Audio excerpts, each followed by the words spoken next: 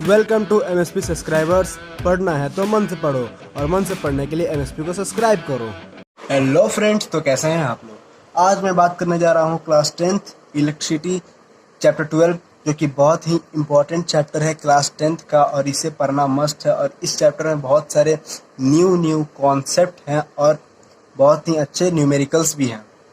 तो पहले हम बात करते हैं इलेक्ट्रिसिटी, जो कि चैप्टर का नाम है। पहले आप इलेक्ट्रिसिटी का मतलब समझिए, ये होता क्या है, क्यों हम इसके बारे में पढ़ते हैं। मान लीजिए कोई तार है, कोई सेक्शन है, ठीक।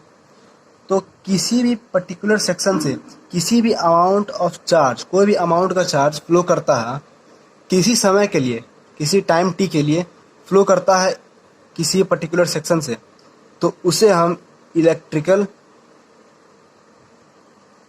करंट कहते हैं। इलेक्ट्रिकल करंट यही होता है current.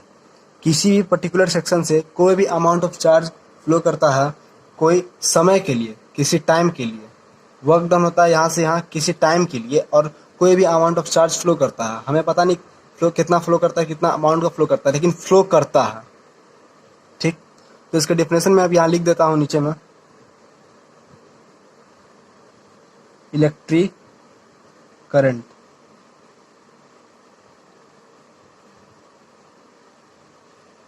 it is expressed by the amount of charge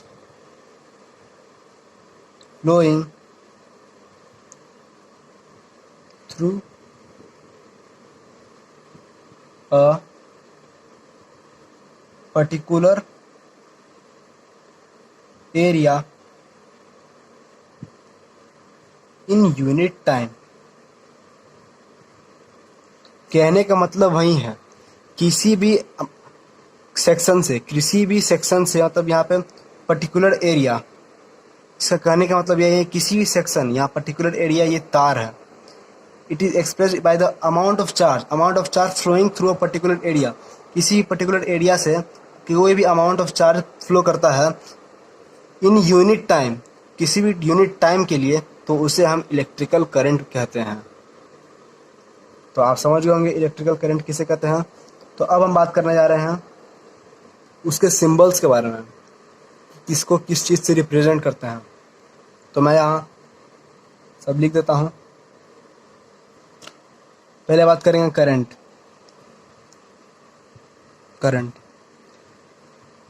current को हम लोग आई से रिप्रेजेंट करते हैं, ठीक। चार्ज को हम लोग क्यू से रिप्रेजेंट करते हैं। टाइम तो सब जानते ही होंगे, टी से रिप्रेजेंट करते हैं। इतनी बात आपके समझ में आई, समझे, ठीक। तो मैं ये डिफिनेशन मिटाने जा रहा हूँ। आपको लिखना है तो स्टॉप करके लिख लीजिए वीडियो। इस चैप्टर को पढ़ने से पहले तुम्हें कुछ कॉन्सेप्ट याद करना जरूरी है। कुछ मेन पॉइंट्स है जो तुम्हें याद करने पड़ेंगे और अपने नोट्स में लिखने पड़ेंगे और इसे रिवाइज करने पड़ेंगे। तो मैं तुम्हें वो पॉइंट्स लिखाने जा रहा हूँ। ऐसा यूनिट ऑफ करंट को आई से डिनोट करते हैं, मैंने तुम्हें बताया है, इज एम्पेयर।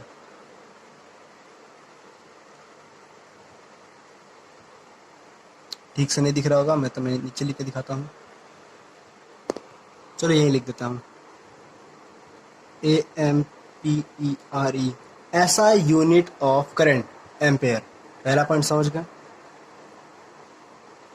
ऐसा यूनिट ऑफ चार्ज को क्यू से डिनोट करते हैं, मैंने तुम्हें बताया है, चार्ज।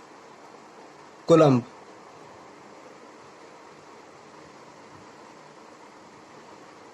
ऐसा unit of charge is coulomb. समझ गए होगे इतनी बात। इसे और इसे याद करना मस्ट है, याद कर लेना, ठीक। अब चार्ज ऑफ इलेक्ट्रॉन कितना होता है, 1.6 इंटू 10⁻⁻19 एम्पेयर, ठीक। एम्पेयर नहीं, कूलम्ब।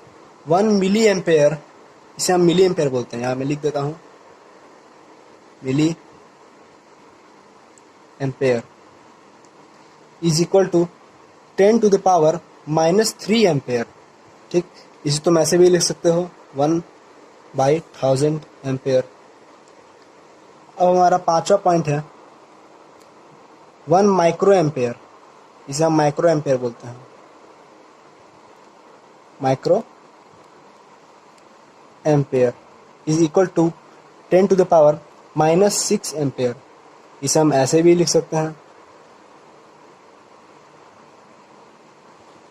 तो इतनी बातें हैं जो तुम्हें याद करनी होंगी इस चैप्टर को डिटेल में पढ़ने से पहले। ठीक, अपने नोट्स में ये चीज़ लिख लो और याद कर लो। फिर हम मिलेंगे अगले वीडियो में, तब तक के लिए धन्यवाद, थैंक यू।